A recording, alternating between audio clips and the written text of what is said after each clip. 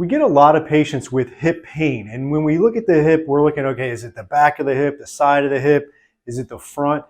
We see a lot of front hip pain. You know, it could be soccer, it could be running, it could be a lot of different types of sports, golf, tennis, things with rotational.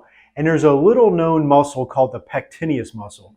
It's little known and it's actually little in size, but it's big in pain when people have it, and it really goes unchecked often. And that's something that we want to make sure that we really get to and fix when we check out the hip. So I'm going to get Brian up a little bit here.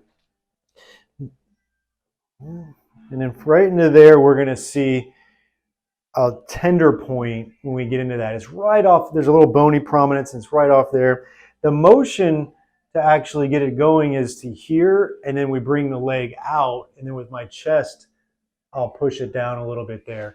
And it's something we call active release technique. When we get in there, we're going to go from a shortened position to the length. So I'm on a muscle right here on the front side of the hip.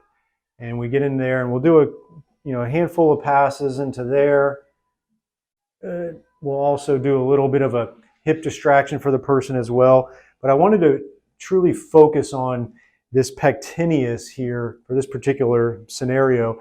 It's an unknown for a lot of people. People come with hip pain, they go to other types of doctors and they get x-rays and MRIs and there's nothing showing up there. They have no real reason what's going on. Sometimes it gets mistaken for a hip flexor issue, but when we get in there, it'll really light the person up.